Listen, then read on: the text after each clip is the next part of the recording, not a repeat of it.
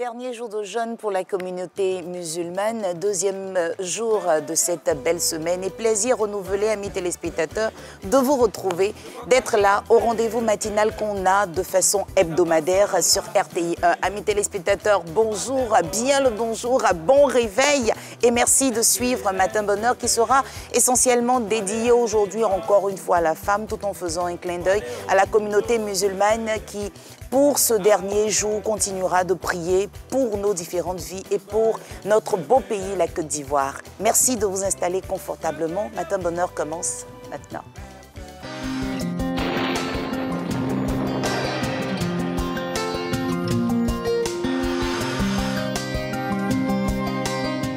Bonjour mesdames et messieurs, bienvenue pour les couleurs du temps. Le temps sera généralement nuageux tôt le matin dans les régions du littoral et du sud forestier. Par la suite, le temps sera sous une alternance de nuages et du soleil. Les régions de la bande centrale observeront quelques pluies avant de faire place à un temps généralement ensoleillé. Le nord sera partiellement nuageux. Les températures prévues pour cette matinée seront de 26 degrés dans la ville d'Abangourou, 27 degrés à Abidjan, 26 degrés à Diaké, 25 degrés à Bondoukou et Boaké, 26 degrés à Bouna, 24 degrés dans les villes de Boundiali et d'Aloa, 26 degrés à Dimokro, 25 degrés à Gagnoa, 24 degrés à Guiglo, 23 degrés à Kong, 25 degrés à Korogo et Mans, 24 degrés à Odiéné, 27 degrés à San Pedro, 25 degrés à Sassandra, 24 degrés à Séguéla, 25 degrés à Soubré, 26 degrés dans les villes de Tabou et Tiasalé et 25 degrés dans les villes de Touba et Yamoussoukro. Cet après-midi, le temps sera ensoleillé sur l'ensemble du pays avec des pics de température qui seront présents dans la bande centrale et dans le nord du pays en fin de période. En milieu ou en fin d'après-midi, des passages nuageux entraîneront des précipitations dans les zones du sud forestier, de l'est et de l'ouest du pays. Le reste du pays sera simplement nuageux. Les températures prévues pour cet après-midi seront de 35 degrés dans la ville d'Abangourou, 32 degrés à Abidjan, 33 degrés à Diaké, 37 degrés à Bondoukou, 35 degrés à Boaké, 37 degrés à Bouna, 38 degrés dans la ville de Boundiali, 35 degrés à Daloa, 38 degrés à Dimokro, 35 degrés à Gagnoa, 36 degrés à Guiglo, 38 degrés à Kong, 37 degrés à Korogo, 35 degrés à Mans, 37 degrés à Odiéné, 32 degrés à San Pedro, 33 degrés à Sassandra, 35 degrés à Séguéla, 34 degrés à Soubré, 32 degrés à Tabou, 35 degrés à Tiasalé, 37 degrés à Touba et enfin 36 degrés dans la ville de Yamoussoukro. Nous aurons la possibilité de pluie localisée dans le sud forestier, l'est et l'ouest du pays. Alors soyons prudents. Merci de nous avoir suivis et excellente suite de programme à vous.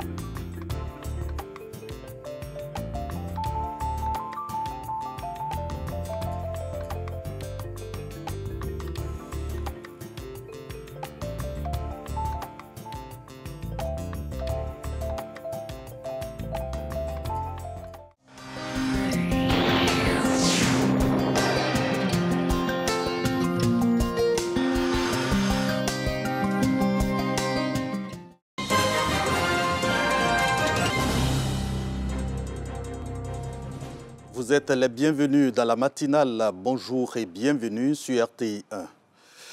Communiqué de la présidence de la République. C'est avec une profonde tristesse que j'ai appris le décès ce lundi 8 avril 2024 du président du Conseil supérieur de la magistrature, M.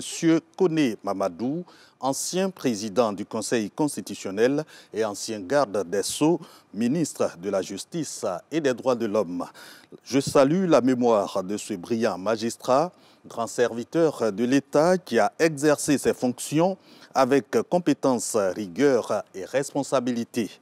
Avec la disparition du président Koné Mamadou, la Côte d'Ivoire perd aujourd'hui un homme d'exception et de grande valeur. Je perds un ami sincère et loyal. Je présente mes condoléances les plus émues à son épouse, à ses enfants, à sa famille ainsi qu'à la grande famille de la magistrature. Que son âme repose en paix.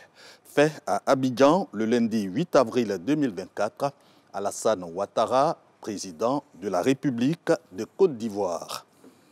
Comme vous venez de l'apprendre, le magistrat hors hiérarchie Koné Mamadou a tiré sa révérence hier lundi à l'âge de 71 ans dans une clinique d'Abidjan des suites d'une longue maladie. Il était président du Conseil supérieur de la magistrature depuis juillet 2023, après avoir occupé les fonctions de président du Conseil constitutionnel et garde des Sceaux, ministre de la Justice et des Droits de l'Homme.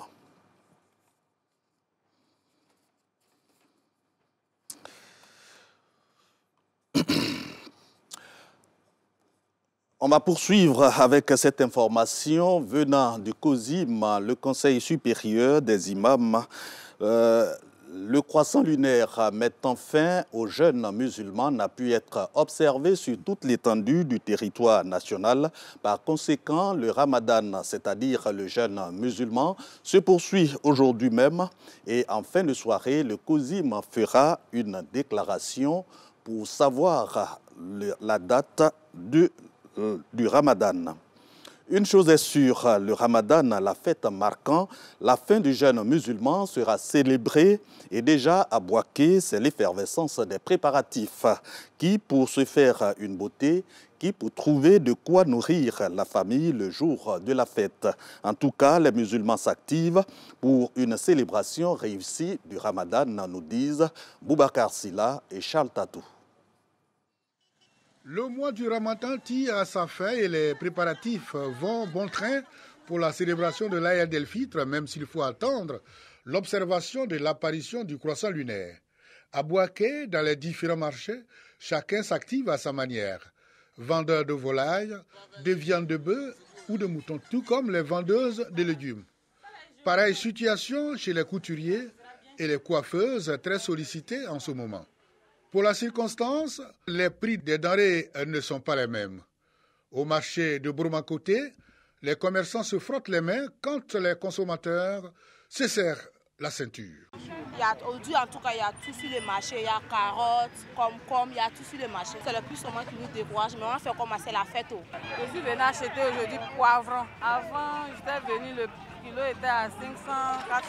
Aujourd'hui, on dit 1500. Dans les marchés ou aux abords des grandes voies, l'on aperçoit des vendeurs de volailles très actifs dont l'engouement autour de leurs marchandises annonce l'imminence de la fête. Avec ce tricide-là, je me déplace dans les quartiers pour essayer de vendre. Je peux livrer aussi en domicile. Par jour, on peut vendre au moins 10. Il y a pour 2500, 3000. Les dernières heures avant la fête du Ramadan s'annoncent stressantes pour les couturiers qui, pour le respect du délai de livraison des habits de leurs clients, se voient contraints de faire des nuits blanches au prix de leur santé. Dans cet atelier au quartier Dar es Salaam, du fait de la pression, ce couturier et ses apprenants se sont imposés un rythme de travail drastique. Presque 8 jours on a commencé à veiller avant Ramadan. Tout ici était rempli de commandes. Mais Dieu merci, on a tout fait. Mais en tout cas, on ne peut pas tout finir. Il y a d'autres qui ne vont pas gagner. Je suis très contente par rapport à ce qu'il fait. En tout cas, il n'y a pas eu de regrets. Les salons de coiffure également ne désemplissent pas à l'occasion de la fête musulmane, car la célébration du Ramadan rime aussi avec la beauté. Comme c'est le cas dans ce salon de coiffure au quartier commerce, pris d'assaut par les femmes depuis le matin. Ça a commencé, mais c'est le soir. Et puis bon, demain, ça va beaucoup bouger plus que ça. Mais ce qu'on espère, c'est que la fête soit mercredi, là, comme ça on profite mieux. Je suis venue me rendre belle pour la fête, parce que ça m'a trouvé dans la santé, dans la prospérité. Donc je remercie beaucoup le bon Dieu. En attendant ce grand jour de fête du Ramadan, tous les regards sont tournés vers les guides religieux quant au jour indiqué pour la célébration. À Korogo, dans le nord ivoirien, il est question de permettre à toutes les couches sociales de célébrer le Ramadan après un mois de sacrifice. Plus de 250 tonnes de vivres et des bonbonnes de gaz distribuées aux populations. Un don du député maire, par ailleurs conseiller technique du président de la République. Lansina Ouattara inscrit son acte dans le prolongement du programme social du gouvernement. Ami Sissoko. Le député maire de Korogo, Lansina Ouattara, sacrifie à sa traditionnelle remise de dons de vives et non vives accompagnés de numéraires dans le district des Savanes. Si l'homme est connu des populations pour sa générosité, il l'est davantage pendant le mois de Ramadan. Le ton est donné à Korogo avec le don des imams et muezzins, dont essentiellement composés de riz, sucre, lait et de numéraires. Ils ont aussi reçu plusieurs exemplaires de Coran. Ça aide beaucoup. Même si tu en as, ça aide. Nous, on n'a rien à dire encore. Il faut qu'on prie Dieu pour Alassane Ouattara, la Côte d'Ivoire, notre honorable qui est l'ASPR. De Korogo à Sinématiali en passant par plusieurs localités, chefs de villages de quartier, sages, d'ozo, familles vulnérables, associations féminines et partis politiques, outre les vivres, reçoivent des bonbons de gaz et des foyers améliorés. Mais tout a traduit l'amour qu'il a pour sa population. Il a l'écoute de la population, tous azimuts. Quand il y a un Ramadan, quand il y a les fêtes, à tout moment on reçoit les dons. Donc on tenait à dire vraiment merci beaucoup au président de la République et aux élus de Korogo. Chefs de service, enseignants, agents et conseillers municipaux, tous ont bénéficié de la générosité du député maire de Korogo et conseiller technique du chef de l'État Alassane Ouattara. Ce qui est remarquable, ce n'est pas tant le geste lui-même, mais c'est tout le cœur avec lequel il fait ses dons. Toujours dans la même dynamique, la caravane de solidarité de Lassina Ouattara de l'ASPR s'est poursuivie dans le Tchologo. De Ferké à Kong en passant par Kumbala et Djewalaka, les mains chargés de vivre, il avait rendez-vous avec les populations. Ils prennent tout le monde même chose, comme Nyarafolo, Palaga, Nafara, Tchebara. Ils font ton don partout, parfaitement. Vraiment, monsieur le maire, merci beaucoup. Nous avons toujours des vivres et des non-vivres. Donc on tient à le remercier infiniment de continuer à faire ce qu'il est en train de faire. Pour le donateur, cette caravane a été rendue possible grâce au soutien du chef de l'État Alassane Ouattara en vue d'aider chaque année les populations à célébrer le Ramadan dans de meilleures conditions. Merci à son Excellence Alassane Ouattara d'avoir mis à notre disposition tous ces dons pour que la population puisse fêter. Vous voyez, tous ces pagnes qui sont là, c'est la maman Dominique Ouattara qui a donné tous ces pagnes à nos mamans. Et que Dieu donne longue vie au président de la République et longue vie à sa famille et bonne fête à toute la population de Korogo. Ce sont plus de 250 tonnes de vivres et 16 millions de francs CFA qui ont été distribués aux populations par l'honorable Lassina Ouattara au nom du chef de l'État Alassane Ouattara. L'actualité hors de nos frontières, guerre à Gaza, des négociations en cours pour une trêve après qu'Israël a fixé une date pour une offensive à Rafah. Au Gabon, dialogue national inclusif, les 676 participants sont entrés dans le vif du sujet hier lundi. Ils travaillent au diagnostic des problèmes du pays par secteur pour proposer des solutions pérennes pour le Gabon après la transition. Point final à ce flash, l'info revient à 7 h. Et en attendant de retrouver Léon Brou pour le deuxième flash de l'information, amis téléspectateurs, je suis en compagnie de Papitou pour parler de Bonjour 2024. Bonjour Papitou. Bonjour Tata. Ben là, on n'a pas la tenue de Papitou. J'ai pris pour mon papa là. Il fait froid. Alors il dormait, puis il a pris et fui pour venir. Quelles sont les très bonnes nouvelles concernant Bonjour 2024? Les très bonnes nouvelles, ça fait 4 fois on s'en va à Paris. Mais l'année passée, on allait à Paris, mais on n'est pas arrivé en France. Mais cette année-là, on sera à Paris et puis en France. C'est le Premier ministre, Papa Begré Mambé, qui est notre parrain. C'est lui qui nous accompagne. Très bien. Et puis il y a la RTI, il y a Tout-Win Communication, et puis l'ambassade de Côte d'Ivoire à Paris. C'est eux qui nous envoient. Et nous allons voyager en bonne compagnie avec Corsair. Très bien. Et puis on a deux chanteurs. Cette fois-ci-là, quand nous, les comédiens, ont fini, on a appelé 2 chanteurs. Ils vont venir nettoyer nos podiums. Lesquels? Yodé, et Siro, et puis Abomé l'éléphant. Ah, eux viennent derrière pour un nettoyage parfait. Oui, parce qu'avant, là, non. C'est quand les chanteurs sont fatigués, on dit, il n'y a pas un comédien qui traîne là-bas. Cette fois-ci, c'est quand les comédiens sont fatigués. On va dire, il n'y a pas un chanteur qui traîne là-bas. Il n'y a pas les petits chanteurs quelque part là. Et puis on appelle Yodé, Siro, après Abomé l'éléphant. Mais cette fois-ci, on va dire merci à la population, celle qui n'a pas pu venir à la CAN. On va faire revivre la CAN aux Français. Donc, ils n'ont qu'à venir nombreux. Mais quand et où?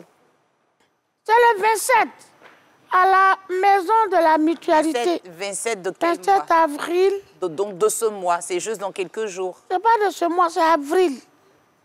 Donc, 27 avril de cette année-là. Voilà. Donc, à la maison de la mutualité, c'est à Paris-Ville. Très bien. À quelle heure? À 20h. Ça, c'est 20h, 18h chez vous ici. D'accord. Maintenant, les tickets, comment on fait? Pour avoir les tickets. Va à l'ambassade. Juste à l'ambassade et on a son ticket à combien? 35 €, 70 €. Quelle est la différence? Parce que c'est quand même le double. Hein? Oui, c'est pareil. On dit 35 €. C'est que 35 €, 70 €, tu verras le même spectacle. Sinon, moi, je ne sais pas ce que ça veut dire. Mais il n'a qu'à payer 30 €, 35 €, 70 €. On me dit que ce n'est pas cher. Alors, on va recevoir tout à l'heure Renaud Kobia et son invité pour décrypter l'actualité. Si Renaud pouvait avancer en même temps avec son invité, on a Papitou qui continue de nous parler de Bonjour 2024. Oui. Ticket déjà disponible à l'ambassade. Oui. On va revivre tout ce qui s'est passé à la CAN. Pour ceux qui malheureusement n'ont pas pu être en Côte d'Ivoire et même pour ceux qui étaient là, il y a sûrement des choses qu'ils n'avaient pas pu voir, n'est-ce pas? Et c'est pour cela qu'il est important de nous dire avec quel autre comédien Papitou sera sur la Voilà, on va avec Aga Lawal, Joël. Et puis on va dire merci aux Marocains. Parce que c'est grâce à eux. Donc, on prend Wallace pour partir aussi. Ah, d'accord. Voilà, Wallace côté marocain. Et puis, il y a Fils unique. Très bien. Fils unique. Et puis, de Pépignan, le menteur, pasteur, là. Et puis, il y a moi-même. Très bien. Alors, c'est une belle équipe qui se déplace. Et vous partez quand? On va le 24. Le 24. Le spectacle a lieu le 27. Mais vous ne calez pas là-bas, vous revenez? Caler, c'est quoi? Ah oh. Entre Ivoiriens, on s'est compris. Merci. On peut caler la voiture. Papidou, on s'est compris. Au revoir. Merci beaucoup d'être passé sur notre plateau. Et puis, rendez-vous pour ce beau spectacle. Vous nous avez manqué, hein, parce que franchement, avec la CAN, tous, on n'a pas pu avoir la tournée habituelle de Bonjour. Sur nous. Mais au moins, vous vous retrouvez à Paris pour le bonheur de tous nos frères et sœurs qui s'y trouvent. Tata. Merci beaucoup. Et puis, bonne journée. Tu as jeûné? Pour les chrétiens, tu as jeûné. Pour les musulmans, tu as jeûné. Demain, nous, en fait. Mais est-ce que tu as jeûné? Il ne peut pas gêner quelqu'un ou gêner quelqu'un, c'est pas bon. Papitou, merci beaucoup. Au revoir. Au revoir. Alors, j'ai mes invités préférés sur le plateau. Messieurs, bonjour. Bonjour, Naomi. Bonjour, Naomi. Docteur Azaroman. Ben, ça va. Musulman? Oui. C'est le dernier jour aujourd'hui, jour de grâce, jour de, j'ai envie de dire des ossements, pourquoi pas? Parce qu'on a passé tout le mois à prier, à jeûner. C'est pas évident, hein?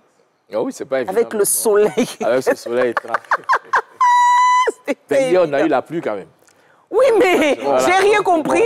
J'étais contente. Le temps de manifester ma joie, pao, c'est coupé. J'ai dit, mais qu'est-ce qui se passe?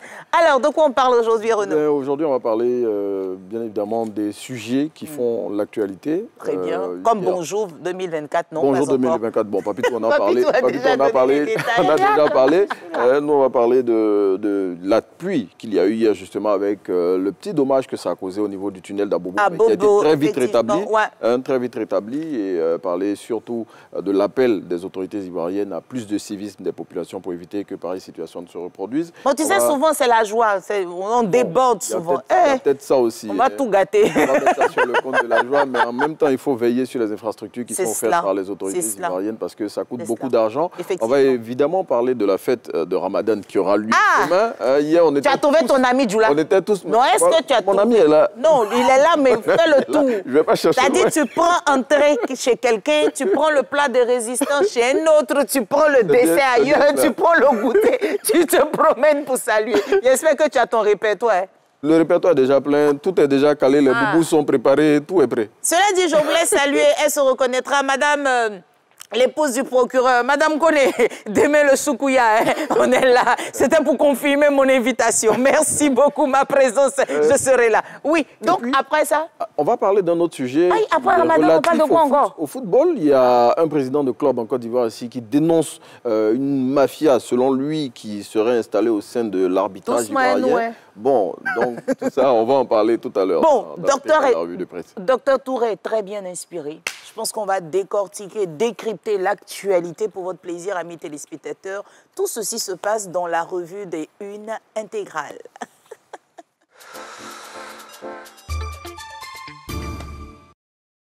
parrainage du ministre Sili Touré, fils de Marabadiassa. Sustainable Initiatives, en partenariat avec les autorités locales de Marabadiassa, organise...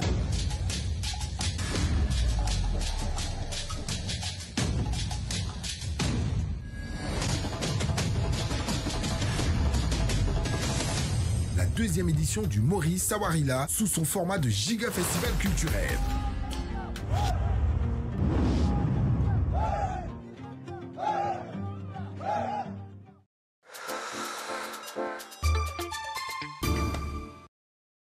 RTI, prix cadeau. Vous êtes un magasin de pagne, de bazin, une boutique de vêtements, un établissement de loisirs, un restaurant, un réceptif hôtelier, une supérette, un magasin de vente d'électroménager ou un petit commerce. Bénéficiez jusqu'au 30 avril d'une remise allant jusqu'à 60% sur tous les supports du groupe RTI. Rendez-vous vite dans nos agences RTI Publicité, Yopougon Cosmos, Boaké, Deux Plateaux Vallon, Plateau. Les bonnes affaires, c'est chez nous.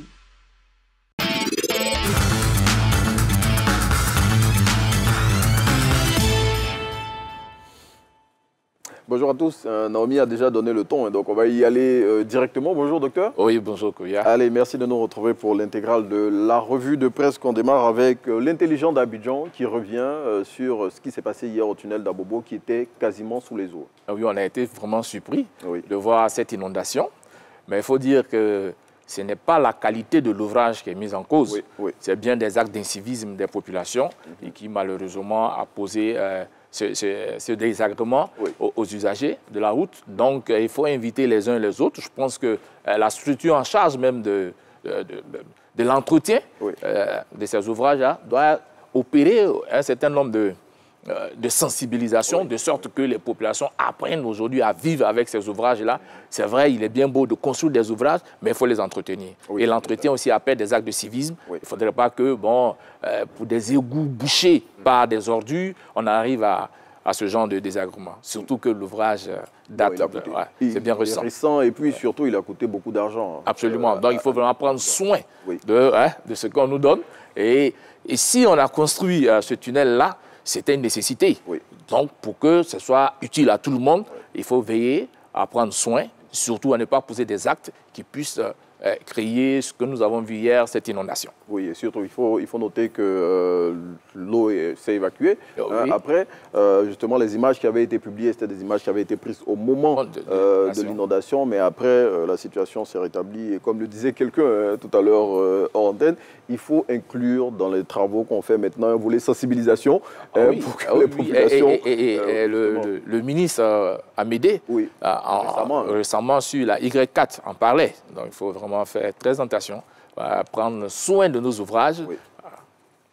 Pour éviter que pareille situation ne se reproduise, justement. Et donc, le Ramadan, bon, hier, tout le monde l'attendait. Finalement, ce sera demain.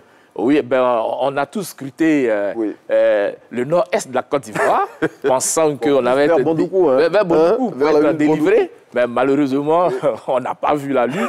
Et donc, c'est 30 jours complets. Et c'est mercredi, demain, mercredi, qu'il y aura la fête de l'Aïd Kébir. Oui, et justement, vous avez parlé de 30 jours complets. Il faut savoir que la période de jeûne pour le Ramadan, c'est 30 jours. Oh oui, 30 jours et 29. Alors, si le 29e jour, si hier on avait vu la lune, et donc c'était 29 jours. Et comme hier on n'a pas vu la lune, aujourd'hui on jeûne, c'est 30 jours. Justement, soit 29, soit 30. Oui, et donc le Conseil supérieur des imams de Côte d'Ivoire l'a annoncé hier sur les antennes de la RTI. Ça sera demain. À 22h30, les formations sont tombées. Il fallait proroger d'un jour le jeûne. Oui, et donc on réitère voilà, nos accompagnements à toute la communauté musulmane et puis on souhaite d'avance une bonne fête en même temps. Bonne fête à tous les musulmans. Oui, docteur Touré qui a observé les 30 jours de jeûne, c'est bien cela. Aujourd'hui, c'est le dernier jour. Et donc, on va sortir du Ramadan et parler d'un sujet qui est relatif à la politique. Et Simone Gbagbo qui demande à la CEI de surseoir à l'opération de mise à jour de la cartographie électorale. Elle avait déjà dit au moment des élections locales et que la CEI était inféodée. Je pense qu'aujourd'hui, en le disant encore une fois de plus, cela prouve que la question de l'élection en Côte d'Ivoire cristallise les passions, déchaîne les passions. Et donc, il faut faire très attention. Il faut qu'on essaie de gérer au mieux cette histoire de la CEI, si j'ose ainsi m'exprimer, pour éviter de parasiter complètement le cycle électoral. Parce que le cycle électoral, c'est 3 moments, pré, et pendant et après. Et donc, dès l'instant où l'organe qui a la gestion de l'organisation des élections est même déjà décrié, cela s'entend que déjà les résultats vont poser problème et donc ça peut créer ce à quoi nous assistons depuis un certain moment donné.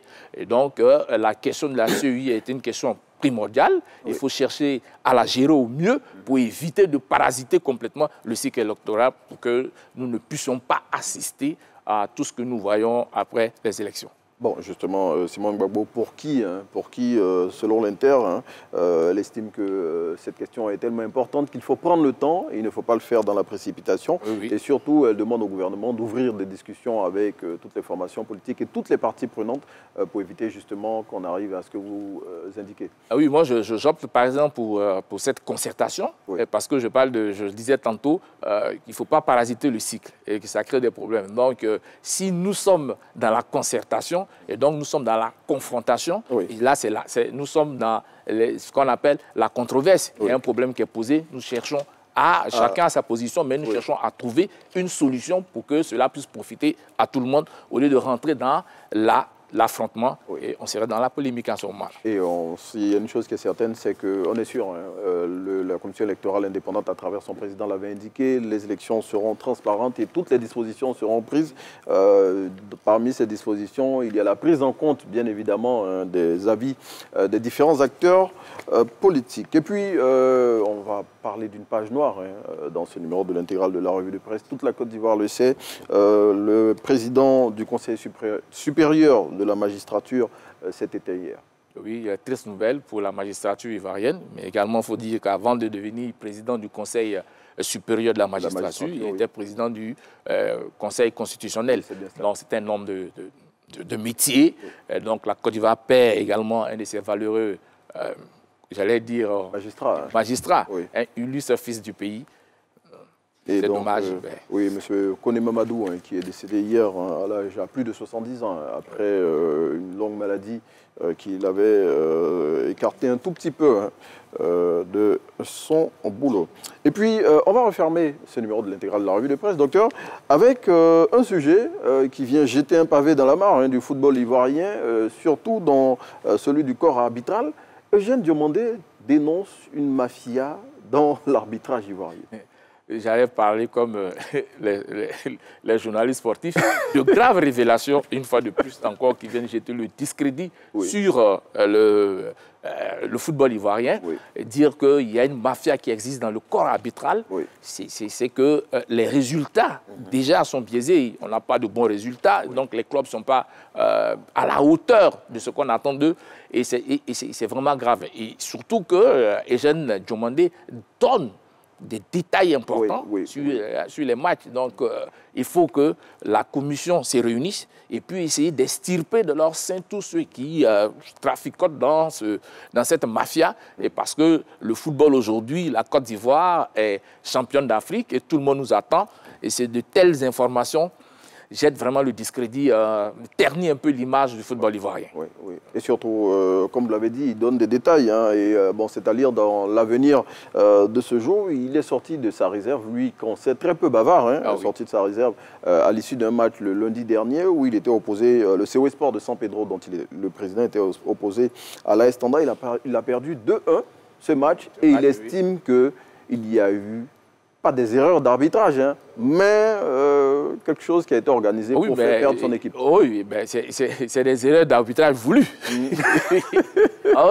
Il le dit très bien. Il y a des fautes, par exemple, sur ces attaquants qu'on ne siffle pas. Voilà. Et quand il dit que le quatrième arbitre dit au juge central, si tu siffles, tu es obligé de donner un carton rouge au défenseur, déjà, c'est un parti pris, flagrant. Non, les règles sont claires. Si c'est le dernier défenseur, c'est une faute on siffle et on donne un carton rouge. Je pense qu'à ce niveau, nous sommes en 2-3, on pourrait ajouter la VAR. Bon, en même temps aussi, hein, parce que bon, je veux dire, son équipe est en D2 actuellement, le COE Sport de San Pedro, et avec la défaite, ils ne sont pas loin de descendre en D3. Ils ne sont pas loin de descendre en D3. Et Eugène Diomandé, bon, c'est quand même quelqu'un d'important dans le football ivoirien. S'il le dit, c'est la preuve qu'il pourrait avoir des problèmes. Et donc, la Commission centrale des arbitres de Côte d'Ivoire, de la Fédération ivoirienne de football, devrait y regarder de près, parce qu'il dit que ce n'est pas la première fois. Oui, ce n'est pas la première fois. Ils sont coutumiers du fait. Hein. Et d'abord, ce sont ces joueurs qui l'ont interpellé d'abord. Oui. Il n'a pas cru. Il dit, bon, c'est des joueurs, peut-être, voilà, ils sont pas, c'est la méforme, donc ils trouvent des boucs émissaires. Oui. Mais en regardant et en voyant les comportements des arbitres pendant les différents matchs, voilà, parce qu'il reconnaît que, par exemple, face à la OSA, c'est comme ça on dit, OSA, son équipe n'était pas bien. Oui. À part ce match, tous les autres matchs, vraiment, il y a eu des coups de sifflet qui ne devaient pas être. Donc, ça a parasité, une fois de plus, le score et la rencontre. Et ce n'est pas vraiment digne du football ivoirien. Selon lui. Oui, selon lui. Selon lui, on va prendre ses propos. Oui, c'est selon lui. Voilà, que ce soit avéré. Parce qu'il a interpellé, par exemple, le président de la Commission centrale des arbitres, Kalou Bonaventure. Je pense qu'on attendra aussi sa version, parce que c'est ça aussi l'équilibre de l'information. Oui. Voilà. Et donc, on attend que la vérité soit rétablie. Si vérité il y a à être rétablie dans cette affaire soulevée par Eugène Marie Diomandé, on le rappelle, président du COE Sport de San Pedro, qui dénonce une mafia dans l'arbitrage ivoirien. Docteur Touré, merci. Merci à toi. Et puis, on a hâte d'être à demain pour tout à fait. Allez, merci de nous avoir suivis. On vous laisse en compagnie de Naomi Amousso-Lafay pour la suite de Matin Bonheur. Premier producteur de cacao et d'anacarde, la Côte d'Ivoire est incontournable sur l'échiquier international. À côté de ses cultures de rente, le pays regorge de nombreuses potentialités dans les productions vivrières. Où en sommes-nous avec les productions vivrières? Quel est le mécanisme de fixation du prix du cacao? La transformation des produits agricoles est-elle une réalité? Pour répondre à ces interrogations, le ministre d'État, ministre de l'Agriculture, du Développement rural et des productions vivrières est l'invité de votre émission RTI 1 reçoit ce mardi 9 avril à 20h50 sur RTI 1. Présentation Hamza Diaby.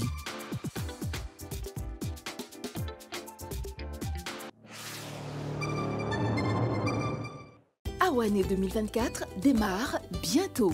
Responsable d'établissement scolaire, pour faire le bonheur de vos élèves, inscrivez-vous dès maintenant en mentionnant votre contact, le nom de votre école et sa situation géographique. Envoyez vite votre demande d'inscription à awané@rti.ci. Awané, c'est chic avec Tata Naomi. RTI 1, la chaîne qui rassemble.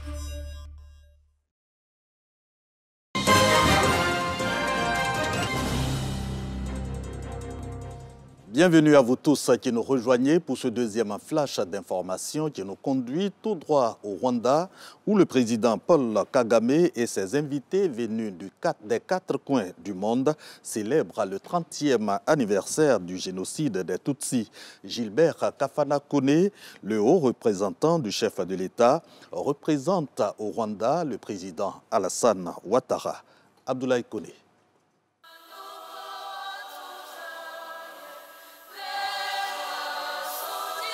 Un décor sombre pour exprimer la douleur et un arbre fluorescent pour dire oui, oui à la vie, oui à l'espoir d'un monde de paix et de cohésion partagée. C'est la scène que le Rwanda, pays invité d'honneur du Massa 2024, a offert à ses invités venus des 4 coins du monde pour commémorer le Kwibuka 30, le génocide des Tutsis. Le Rwanda a une belle expérience à partager en matière culturelle. Et d'ailleurs, la culture, et on l'a vu au cours des cérémonies de commémoration de 30e année du génocide, la culture a joué un rôle important dans le processus de réconciliation et de cohésion sociale. Car il y a 30 ans en arrière, au Rwanda, des familles entières ont été décimées. La faute à la barbarie humaine, 100 jours d'affrontement avaient causé la mort de plus d'1 million de Tutsis. 800 000 personnes selon des chiffres officiels. Un grand moment de compassion partagé par la Côte d'Ivoire. Les relations entre la Côte d'Ivoire et le Rwanda sont des relations de fraternité, Le président de la République qui a des rapports particuliers avec le président du Rwanda, c'est un événement qui nous concerne. Il pourrait se produire partout. Et je crois que c'est un exemple pour chacun d'entre nous de travailler à éviter que ce genre d'événements n'interviennent. C'est vraiment l'extrême limite de l'humanité. Comme chaque année, et depuis maintenant 30 ans, le président Paul Kagame a rallumé au mémorial de Gizozi la flamme du souvenir. Les cérémonies commémoratives du Kwibuka 30 se tiendront pendant 7 jours sur tout le territoire rwandais. De retour ici en Côte d'Ivoire, escale à Grand-Bassam, dans la ville historique, la Côte d'Ivoire réforme son état civil. Il n'est plus question de paperasse, mais désormais, le numérique gouverne l'état civil ivoirien et c'est tout à l'honneur de l'ONESI, l'Office national de l'état civil de Côte d'Ivoire. Les détails avec Ami Diarasouba. Les registres d'état civil de Côte d'Ivoire désormais numérisés. Après la phase pilote, un dispositif de numérisation intégré logiciel est mis en place par l'Office national de l'état civil et de l'identification, ONESI. Les populations pourront bientôt faire leur demande en ligne de leurs différents actes d'état civil. C'est la ville de Grand-Bassam qui a bénéficié de cette première expérience. Nous sommes ravis d'avoir été retenus pour la phase pilote. Les bénéfices sont nombreux pour notre ville. D'abord un renforcement des capacités des agents de l'état civil, une familiarisation aux nouvelles technologies. Et ensuite, ça nous permet d'avoir une plus grande célérité, une plus grande efficacité dans le service aux usagers aujourd'hui à Grand-Bassam. La numérisation des différents types de registres de l'état civil s'avère indispensable pour l'ONESI dans l'atteinte de ses objectifs. En Côte d'Ivoire, on a des registres qui datent de plusieurs années, depuis l'indépendance jusqu'à maintenant et même encore bien avant. La conservation de ces papiers est vraiment un défi, pour ne pas dire un challenge, parce qu'aujourd'hui, avec l'usure du temps, avec aussi les intempéries et aussi avec certaines actions destructrices, on perd des informations capitales. Or, les informations de l'état civil sont nécessaires pour la vie des hommes et la continuité. On a des cas de succession, on a des cas de personnes qui ont besoin d'informations sur leurs ascendants, et tout ça, c'est ce qui fait vivre une société. L'ONESI entend étendre ses actions à tous les centres d'état civil du pays. Hors de nos frontières, en Birmanie, la junte au pouvoir accuse l'ONU d'allégations partiales concernant les droits de l'homme. En Guinée, sur le continent africain, le gouvernement renonce au projet de centrale thermique flottante pour soutenir la desserte en courant malgré les délestages. Merci de votre attention. Prochaine session de l'information, 10 h. Très bonne journée à vous tous sur RTI 1.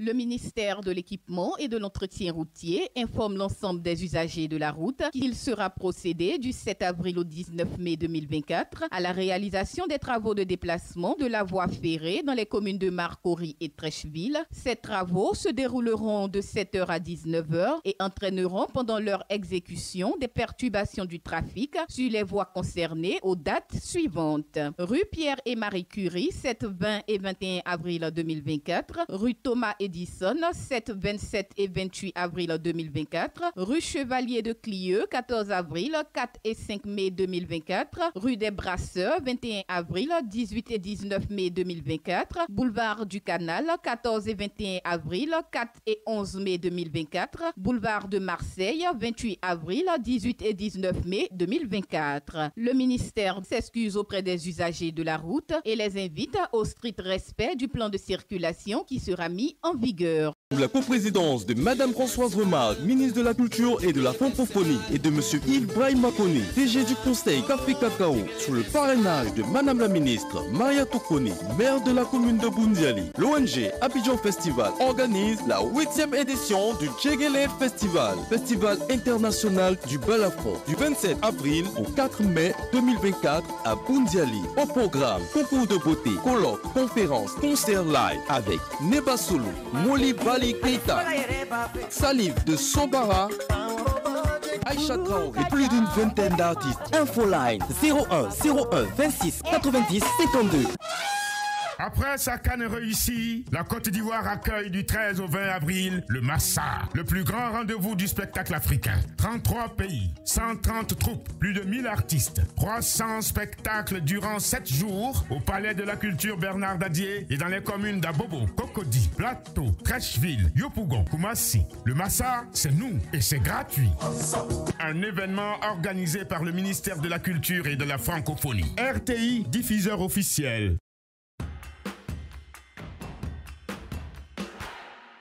Oh, y a pas moins, tout ça, on va venir faire le troc. On va vous nous donner, oh, puis nous on va vous donner, Diago, baba, Diago, Nina. Bon, si ça est trop compliqué, on fait transfert de chaleur. À Paris, on vous donne la chaleur, vous nous donnez la fraîcheur. Et tout ça, on va se donner rendez-vous à la Maison de la Mutualité, c'est à 24 rue Saint-Victor, c'est dans Paris. Donc venez nombreux pour qu'on puisse faire la fête du riz. On vient à Paris pour casser toute la baraque. Donc on se donne rendez-vous là-bas. Hein, donc c'est à partir de 20h, c'est le 27. Passe, grand public, 35 €, VIP, 70 €. Point de vente, ambassade de Côte d'Ivoire en France, les espaces de vente habituels et en ligne sur bietic.net. Infoline.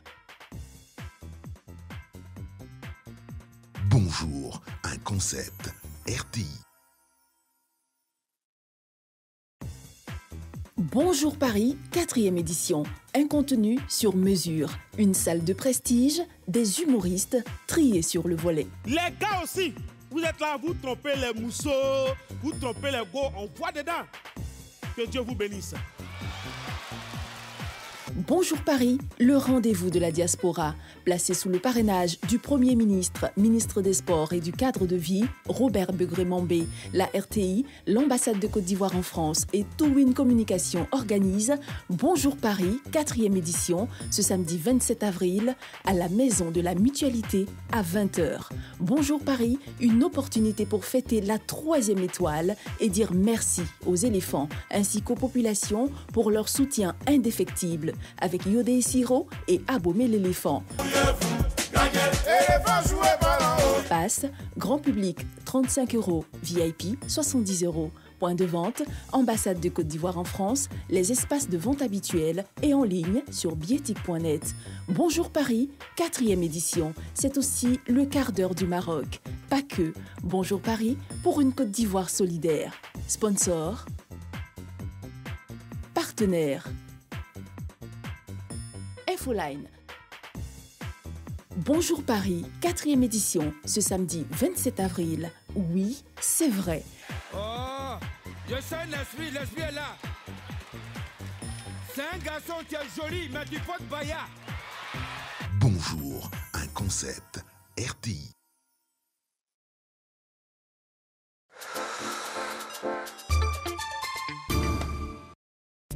RTI, prix cadeau. Vous êtes un magasin de pagne, de bazin, une boutique de vêtements, un établissement de loisirs, un restaurant, un réceptif hôtelier, une supérette, un magasin de vente d'électroménager ou un petit commerce. Bénéficiez jusqu'au 30 avril d'une remise allant jusqu'à 60% sur tous les supports du groupe RTI. Rendez-vous vite dans nos agences RTI Publicité, Yopougon Cosmos, Boaké, De Plateau Vallon, Plateau.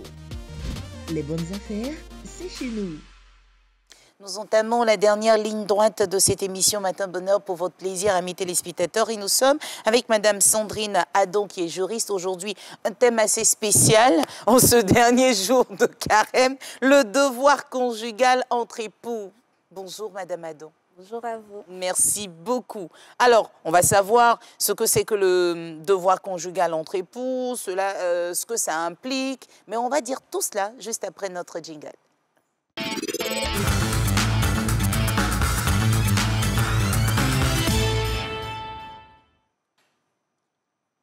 Qu'est-ce que nous devons entendre ou comprendre par devoir conjugal? Alors, quand on parle de devoir conjugal, c'est vrai que légalement, on ne va pas trouver un texte dans la loi ivoirienne qui parle explicitement de devoir conjugal. Mais le devoir conjugal va se déduire de la communauté de vie des époux, qui est une obligation qui découle du mariage. Donc, dans la communauté de vie, ça implique la communauté de toit et la communauté de lit. Du coup, Le devoir conjugal... Communauté de toit, c'est-à-dire toute la maison. La maison et communauté dans la chambre, de communauté de lit. Et communauté de lit implique pour les époux d'avoir de manière normale et régulière des relations sexuelles. Donc, ça existe encore? Ne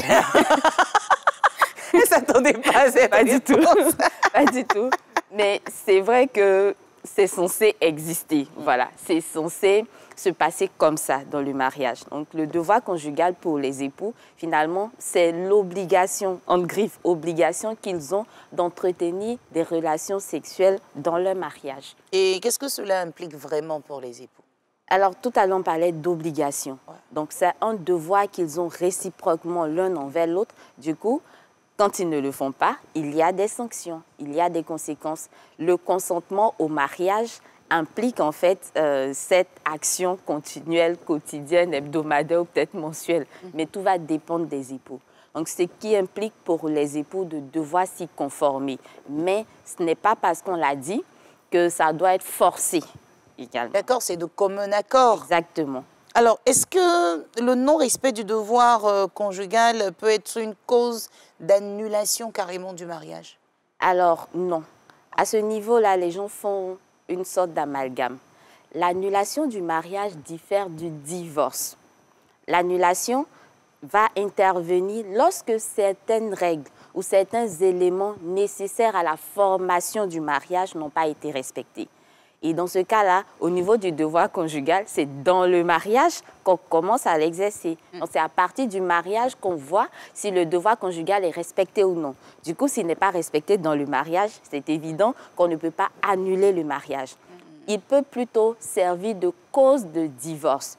Également, dans la loi sur le divorce, ce n'est pas écrit « en l'absence de devoir conjugal, vous pouvez demander le divorce ». Non, ce n'est marqué nulle part. Mais le devoir conjugal, qui est une obligation qui découle de la communauté de vie, peut s'analyser comme une injure grave lorsque on s'abstient sans raison apparente, médicale ou une raison vraiment fondée. Et puis, on refuse d'entretenir des relations conjugales avec son conjoint de manière continue. L'époux, frustré, on va dire, peut estimer... Ou l'épouse. Ou l'épouse. Bon, je disais l'époux pour les deux, mais l'épouse ou l'époux concerné peut estimer qu'il y a injure grave à son égard et saisir le juge pour divorce si, bien sûr, cet élément-là empêche le maintien du lien conjugal. Alors, on parle de consentement. Bien sûr. Et donc, on pourrait parler de viol aussi. Bien sûr. Dans le mariage. Bien sûr. À quel niveau, à quel moment? Au niveau de la loi ivoirienne, il y a eu une réforme qui a permis justement d'intégrer la notion de griffe de viol conjugal. Comme je le dis encore, dans notre loi, on ne va pas voir qu'il est écrit viol conjugal. Non. C'est cela. Mais, merci d'insister. Oui, ce n'est pas écrit clairement viol conjugal. Mais dans la définition et dans la mise en œuvre de la sanction du viol, la loi prévoit que la qualité de la personne importe peu. Ce qui veut dire que, même si vous êtes marié, on peut dire qu'il y a viol conjugal si les éléments constitutifs du viol sont réunis. Donc, il faut que ce soit un acte de pénétration, que ce soit buccal, anal ou par quelque moyen que ce soit. Sans votre consentement. Imposé à l'autre sans son consentement. Et dans ce cas-là, qu'il s'agisse d'une femme ou d'un homme, il peut y avoir viol conjugal. Et la loi prévoit même que le consentement au mariage implique, il y a une sorte de présomption à l'acte sexuel. Seulement, il faut qu'on puisse emmener la preuve contraire si on estime que, voilà, on n'était pas consentant. Ça veut dire que, par le mariage... Mais quelle preuve? Ils sont deux dans la chambre. Oui, bien sûr, mais on a dit tout acte de pénétration et tout, mais il y a également qui a été fait par menace, contrainte, surprise. Donc, il y a ces éléments-là qu'on peut faire intervenir. Par exemple, la violence, c'est facile à prouver. Pour les autres cas, surprise, c'est vrai que les éléments de détermination sont complexes. C'est-à-dire que la preuve de ce viol-là peut être complexe. Mais le législateur a quand même fait l'effort de créer un cadre pour dire que c'est possible d'emprisonner un conjoint ou une conjointe pour viol conjugal. Comme vous le savez, Madame Adon, ils sont nombreux à nous écrire, elles sont nombreuses à réagir à vos différentes interventions. Et c'est pour cela qu'on va arriver maintenant au cas par cas. D'accord. Nous avons Assia qui est une fervente croyante mariée à Élisée. Dans sa vie de tous les jours, elle prend parfois de longs moments de jeûne. Et pendant ces moments, elle s'isole et refuse d'accomplir son devoir conjugal. Car selon elle, c'est son droit et elle est libre de décider. Excédée, son mari veut savoir les solutions juridiques qui s'offrent à lui. Alors, Assia, c'est son corps, c'est sa vie, on est d'accord. Mais par le mariage, on consent à une relation de ce ordre-là avec son époux. Ici, le mari, déjà, il ne peut pas la forcer. S'il la force, on va évoquer le viol conjugal. Par contre, s'il est excédé, cette situation-là peut conduire en fait au divorce. Ce qui lui reste à faire, bon, à moins d'aller vers des conseillers conjugaux, ce qui lui reste à faire, c'est de saisir le juge aux affaires matrimoniales en demande de divorce contre sa femme, mais un divorce pour faute. Et estimer que voilà, le fait qu'elle se comporte de la sorte représente une injure grave à son égard qui entraîne en fait le fait que le lien conjugal ne puisse être maintenu. Et dans cette procédure-là, le juge pourra tenter une conciliation, histoire d'essayer de les remettre ensemble ou d'emmener Assia à la raison. Et si la tentative de conciliation échoue, dans ce cas-là, ils vont simplement au divorce. Ça veut dire qu'on aura tout essayé et que finalement, Assia ne veut pas entendre raison. Très bien. Et puis après, c'est vrai qu'au niveau des chrétiens, il y a des jeûnes de 3 jours non-stop. Il y en a qui sont arrivés à... Non, c'est 3 jours, je sais. Je ne sais pas si ceux qui ont fait une semaine ont réussi, mais c'est 3 jours confirmés pour moi. Et les autres jeûnes nous permettent quand même d'interrompre le jeûne à un moment de la journée. On interrompt le jeûne vers 18h, 18h30. Après, je me dis elle ne va pas s'isoler complètement. Voilà. Après, je me dis que tout est question de consentement, de communication. Donc, si peut-être l'époux d'Assia agit de la sorte, c'est parce qu'il y a peut-être eu manque de communication de la part d'Assia ou elle n'a pas réussi à entraîner son époux dans sa conception du jeûne. Donc, tout est question. Et lui aussi, il a communiqué comment? Parce que aussi, bon. Dans les deux cas. Voilà, ça se prépare. Voilà, c'est ça. Ça se prépare, on conditionne la femme, bon, ça se prépare. Nous avons cette fois-ci Malik et Ingrid qui ont décidé d'attendre le mariage pour avoir des relations physiques. Mais mariés depuis 5 mois, Ingrid se rend compte que son mari est incapable d'accomplir son devoir et qu'il le savait depuis. Oh mon Dieu, ça existe de plus en plus cette histoire-là. Elle veut alors mettre fin à son mariage. Que dit la loi à ce sujet? Alors, tout à l'heure, on parlait du devoir conjugal qui peut entraîner ou non l'annulation du mariage. Ouais. On a dit que le devoir conjugal n'entraînait pas l'annulation du mariage. Il pouvait plutôt être cause de divorce. Ici, l'impuissance sexuelle, donc puisque c'est quelqu'un qui n'arrive pas à accomplir son devoir conjugal, su de la part de son auteur, est plutôt cause d'annulation du mariage. Contrairement au devoir conjugal qui peut être cause de divorce. Ingrid, ce qu'elle peut faire ici, c'est saisir le juge en annulation de son mariage. Pourquoi? Parce que son mari savait, il était au criminel celui-là de son état. Donc il l'emmenait justement à consentir au mariage en cachant un élément essentiel. On va dire qu'il y a vice de consentement de la part de Ingrid. Si elle savait, peut-être qu'elle n'allait pas dire oui. Il aurait dû l'informer pour que justement elle puisse se servir de ça pour avoir une décision, un oui éclairé, ou voilà, avec toute sa tête, toute sa conscience, tout son amour, elle aurait dit oui. Mais dans ce cas de figure-là, vu qu'il a caché un élément fondamental qui est essentiel pour le maintien du mariage, eh bien dans ce cas-là, elle peut saisir valablement le juge pour obtenir non pas le divorce, mais l'annulation de son mariage. Annulation et l'annulation, en fait, voilà, qui va faire comme si le mariage n'avait jamais existé. Ça ne sera pas un divorce, mais ça va faire comme si le mariage n'avait jamais existé. Tant mieux. Myriam est mariée religieusement à Abou. D'accord.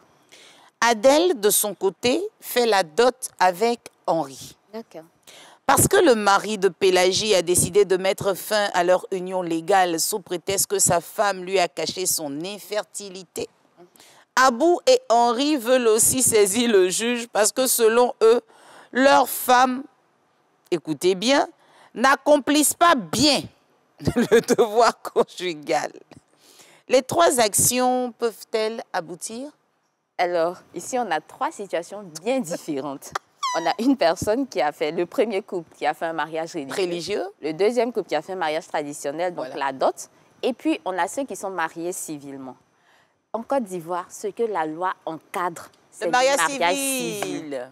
Et donc, les 2 premiers ne peuvent se prévaloir des règles du mariage civil pour les appliquer à leur situation. Et quand bien même ils auraient pu, la loi n'encadre pas forcément le fait de bien faire l'acte sexuel ou de mal Déjà, le faire. bien faire l'acte, c'est quoi? C'est subjectif, je pense. Je suppose que c'est subjectif. Ce que la loi encadre, c'est soit l'impossibilité d'avoir des relations sexuelles, l'infertilité, qui ces 2 cas-là, lorsqu'ils sont connus de la part de leurs auteurs, entraînent l'annulation du mariage.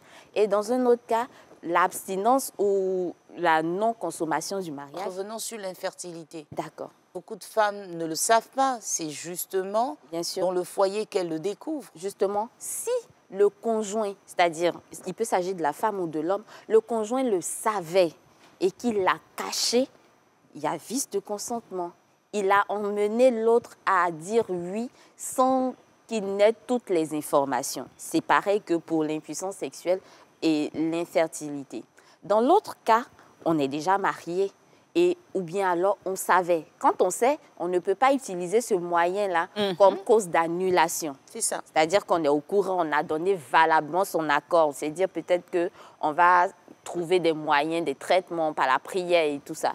Et après, finalement, on se rend compte que ça ne marche pas et on va demander l'annulation du mariage. Non, ça ne pourra pas prospérer. Par contre, si ce n'était pas su de la part de... C'était su, pardon, de la part de l'autre conjoint et qu'il l'a caché, finalement, on peut annuler le mariage. On peut faire annuler le mariage en saisissant le juge. D'accord. Donc, on arrive donc à ces 3 cas. Mariage religieux, mariage traditionnel et mariage civil. Donc, ici, concernant les 2 mariages déjà, religieux et traditionnels, eux, ils trouvent que leurs femmes ne remplissent pas bien. Alors, on va vers où? Vers le chef traditionnel, vers le guide religieux. Ça, c'est à eux de voir. C'est à eux de voir, mais on ne peut pas aller vers le juge des affaires matrimoniales parce que lui ne se charge que des personnes mariées devant l'officier d'état civil. Pour le dernier cas où il y a infertilité de son épouse, évidemment, comme on vient de le dire, si elle le savait, Oui, parce qu'on précise que sa femme lui a caché son infertilité. Donc, il y a vice de consentement. Sa femme l'a emmené à accepter le mariage sans lui révéler toutes les informations nécessaires. Lui, par contre, sa situation ou son action peut prospérer devant le juge des affaires matrimoniales ou familiales. Donc, c'est ce juge-là qui doit saisir pour obtenir l'annulation de son mariage. Mais et concernant les 2 premiers cas, Abou et Henri, peut-être qu'au niveau de la religion, au niveau de la coutume, personne ne veut entendre raison, ils sont coincés dans le mariage, la loi ne peut pas les aider. Non du tout. La loi, justement, il y a un adage qui dit les concubins se désintéressent de la loi. La loi se désintéresse d'eux. Et en Côte d'Ivoire, tous ceux qui ne sont pas mariés devant l'officier d'état civil sont considérés comme des concubins.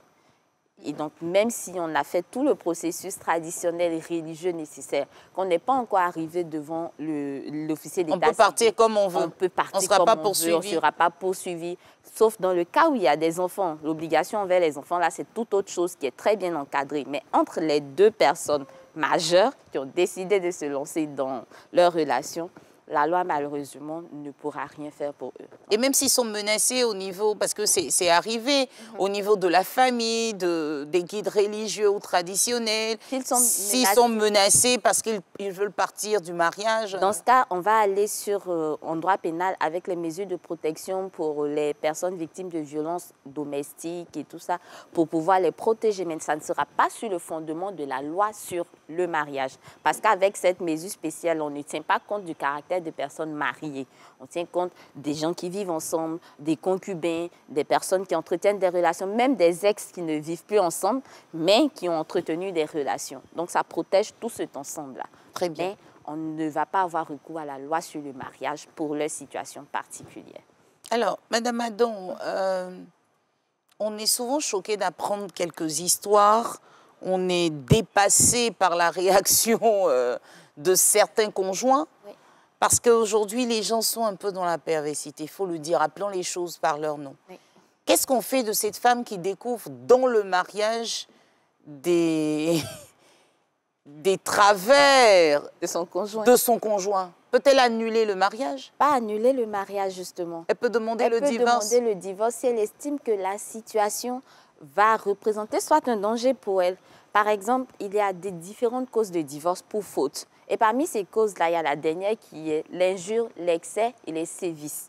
Au niveau des sévices, ça peut représenter, par exemple, le mode de fonctionnement, les travers par lesquels le monsieur entretient je vais dire... Des fantasmes inavouables qu'on demande, c'est pas possible. Il y a des choses qui peuvent justement, pour elle, représenter un danger. Donc, ces excès-là ou ces sévices, elle peut utiliser ces éléments-là, justement, pour demander au juge le divorce.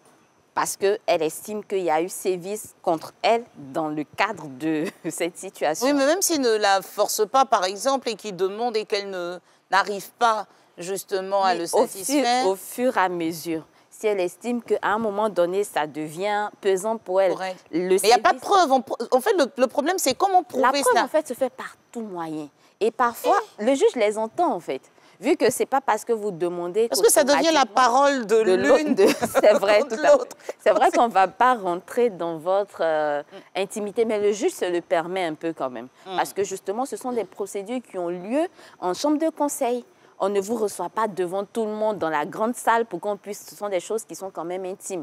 Donc, on va vous recevoir en chambre de conseil, vous parler, vous échanger. Le juge même peut avoir recours à des experts, donc des psychologues et tout, pour avoir des informations sur ce qui se passe. Donc, on va recourir à tous les moyens nécessaires dans la mesure du possible pour obtenir les éléments de réponse. Mais c'est à vous, en fait, de fournir d'abord des éléments de preuve. Ça peut être par tout moyen. Ça peut être c'est vrai que filmer quelqu'un, c'est interdit. Parce que les moyens de preuve aussi, la moyenne dont on obtient la preuve, c'est ça. C'est compliqué. Et c'est ce qui fait en fait la difficulté de certaines situations en droit de la famille. Parce que quand il s'agit de rentrer dans l'intimité des personnes, et surtout au niveau du devoir conjugal, c'est complexe, c'est compliqué. Et tout le monde n'a pas forcément envie d'aller exposer sa vie ou sa situation à un juge, autant juge qu'il soit. On n'a pas toujours envie de tout lui dire. Mais quand on est dans une situation qui est quand même préjudiciable, il faut avoir le courage d'aller jusqu'au bout. Alors, ce générique en fond sonore nous annonce que l'émission est terminée, même si on avait envie d'aller un peu plus loin. Amis téléspectateurs, vous pouvez retrouver cette émission sur les réseaux sociaux, sur les différentes pages de RTI1. Il est important de dire un petit mot quand même, pour qu'on puisse se séparer, surtout que demain, c'est la fête. Alors, ce qu'il faut retenir surtout, c'est que le devoir conjugal, c'est une obligation. Mais on ne doit pas non plus forcer la personne, parce que justement, il y a des sanctions pénales derrière. Donc, c'est au couple ou au conjoint de trouver le juste milieu pour pouvoir justement prendre une décision adéquate. Voilà. Merci Madame Adon et on va se donner rendez-vous demain à la même heure et surtout avec la même humeur. Ça va être chic, choc, chaud demain pour la fête du Ramadan sur ce plateau, amis téléspectateurs. Excellente journée, bon dernier jour de carême à tous nos frères et sœurs de la communauté musulmane. Au revoir.